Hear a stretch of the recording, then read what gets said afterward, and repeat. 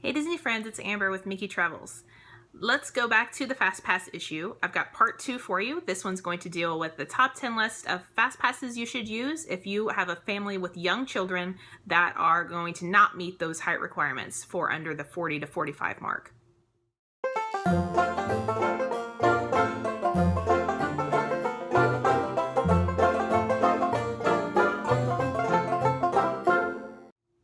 I tried to do a different list than last time. Some of these are going to blend in together. So if you haven't watched the previous video, it's the one I posted right before this. That's going to be for people who meet the height requirements, or maybe you have older kids in your family.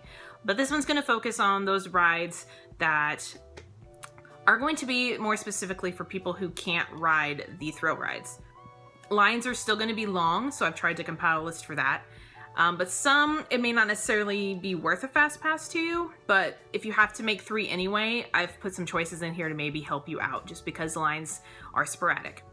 So just like in my other video, I'm going to give you a brief description of why it's on my list, and then I'm also going to have at the bottom the current wait time for what that attraction is today. This is mid-afternoon on June, so that's a prime time to check for wait times. So that'll give you kind of an idea of why I put them on this list. Again, it depends on the time of year for most of these, but I'm specifically looking at times that I go, which are in the summer, like the peak times. So it makes sense that they are on this list because I've seen and experienced what they are like when they are crazy. And I often check wait times constantly for clients to get an idea and to just better educate myself about what's going to be the highest for Fastpass times.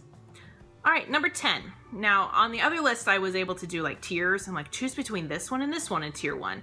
This one, not so much, because a lot of the tier 1 attractions are going to be roller coaster type rides. So in this case, I kind of did them by theme, and if you needed to choose one or the other, or maybe both, and since they fit together, it works well. So number 10, I stuck with the Toy Story attractions. So you've got Buzz Lightyear Space Ranger Spin at Magic Kingdom, or Toy Story Mania at Hollywood Studios. Now, I'm not sure off the top of my head what the height requirement is for Toy Story Mania. I have seen lots of young kids ride it. They're both very similar. They both are where you shoot at objects that have targets, and you get to see a lot of the famous characters. The one at Magic Kingdom is not as fast with the spins as the one at Hollywood Studios is. In fact, the one at Magic Kingdom, you control where they spin, so you don't even have to turn if you don't want to. I've seen babies on that ride, like parents holding their babies while they ride that one. Toy Story Mania is going to have the 3D glasses. It's going to be a little different. So if you have a Toy Story fan in your family, these are both a must, and you can kind of kill 2 birds here and use the Fast Pass at Magic Kingdom for one and Hollywood Studios for the other. It's a great choice for your tier 1 attraction if you have the younger kids. Wait times for these vary depending on the time of year. I have seen Buzz up in the 40-minute mark, but Toy Story used to be really bad, and it's up in the 60-minute mark sometimes. Number 9 on my list is in Adventureland at Magic Kingdom, and it is the Jungle Cruise. I mentioned Pirates of the Caribbean in my other video for older kids, and the reason I did not put it on this list is because there is a drop on Pirates of the Caribbean that can be frightening, and that ride's in the dark most of the time. So if you love the movies, then yes, if you have younger kids that love it, you should ride it. But I chose Jungle Cruise in this instance. Wait times are about the 40-minute mark on peak days. Someone's deciding to mow their yard right this second. Sorry. Jungle Cruise is going to be an outdoor attraction. You ride a boat and you get to go with your skipper and take a look at all of the awesome animals that are in the jungle. They are all animatronic. The skippers are really cheesy and corny, and they have all these puns that go great with it. It's a classic Disney attraction, something you must at least try once. So if you've done Disney before and Jungle Cruise just wasn't your thing and the kids were bored, then no need to use it there, but I do recommend it at least one time. During the holiday season, they change it to the Jingle Cruise to make it a little bit different and have lots of Christmas puns with that. Typically, this is going to be a higher wait in the afternoons during parade times. So if you get to Disney in the morning and just do like all the Adventureland and Frontierland attractions first, you won't need a fast pass for this. But if you're just trying to find something else to fast pass, then yes, this would be a good one, especially for afternoon, early evening. 8 and 7 on my list are both character meet and greets, and they're both in the same place. I've got Mickey at Town Hall and then Tinkerbell as well. Now, up until recently, I was unaware that Mickey talking to you is subject to change. Like, there have been people who went in there and he was not talking. So it's not guaranteed that he's going to talk to you. However, it's a very memorable moment. You need to try to do this. Wait times just vary depending on weather. Parade times, since it's on Main Street, it's really easy for people to jump in there right after a parade. It's indoors, so if it rains, people will jump in line for that. Again, it just varies depending on the time of day, so here's the wait time right now for that. Tinkerbell is in the same building. She does speak to you. She is in human form. You shrink down to her world and you meet her there. Both are really great interactions. Highly recommended for any of people of age. We do it every time. Get a little teary-eyed too, definitely with the Mickey speaking. Now, because I said that sometimes he doesn't speak, I can vouch that I have never not seen him not talking. A lot of nots in that. He always talks when we go see him. So it's very rare that he's not, just depends. So if you see him and he's not, just try again the next day or the next time you're at Magic Kingdom. I don't like to require that you take a fast pass for shows. In fact, I have another video coming up of attractions not to fast pass, and a lot of shows are in that one. However, because of a lot of the rides at Hollywood Studios, I find it very difficult to find enough fast passes for you to use if you have younger kids. So I threw this one on there. It's probably the only show, in fact, I think I have on there. Yes, it is. And that would be the Frozen Sing-Along.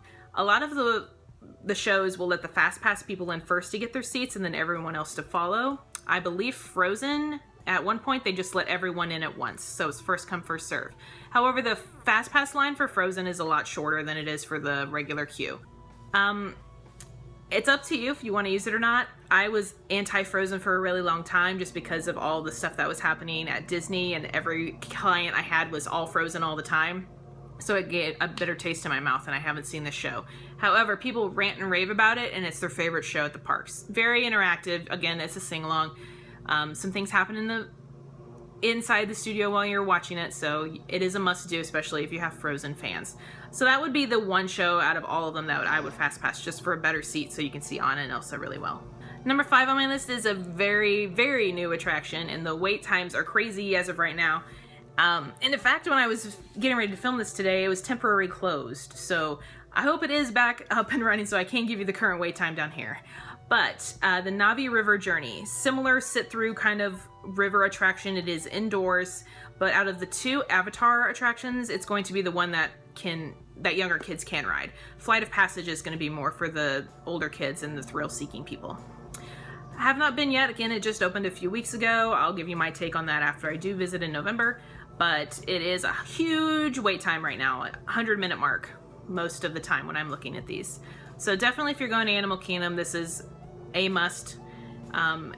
Seeing Avatar Land at night is worth it.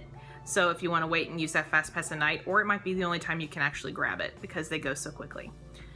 Number 4, if you are wanting to save as much time as possible and need to go back and nap, take water breaks and do whatnot because you have the younger kids, then fast passing for characters is going to be a priority for you. There is a place in Epcot where you can meet a lot of characters in one spot and you can actually fast pass it.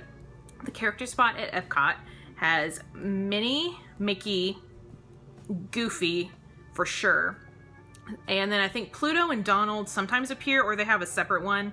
And then in that same area, and you can't fast pass them, is Baymax and the Inside Out people. So this is a really cool thing. You get to wait in line and you meet Mickey, and then you get back in line and meet Minnie, and it's like one continuous line and you get to see all 3. And sometimes it changes depending on what their availability is.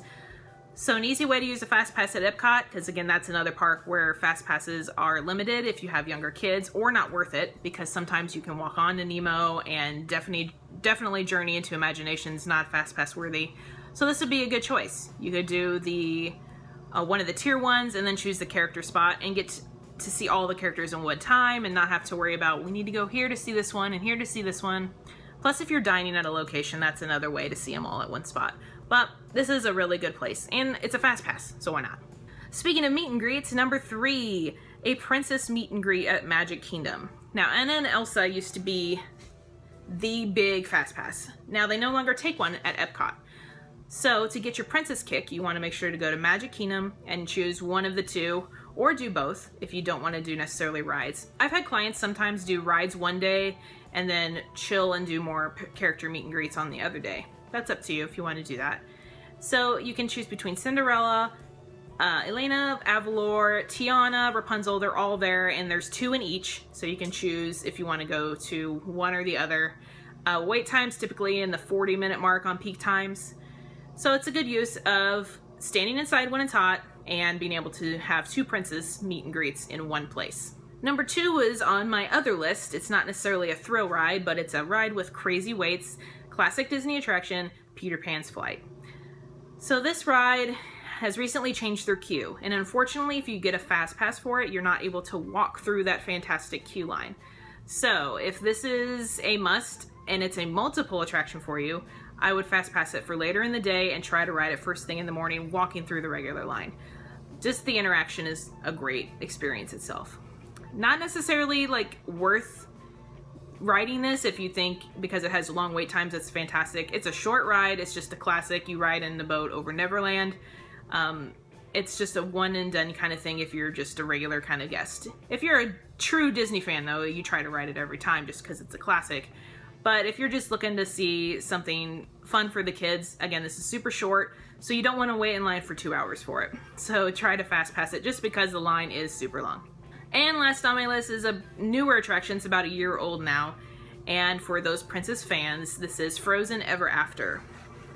Wait times are still kind of crazy for this, depending on the time of day.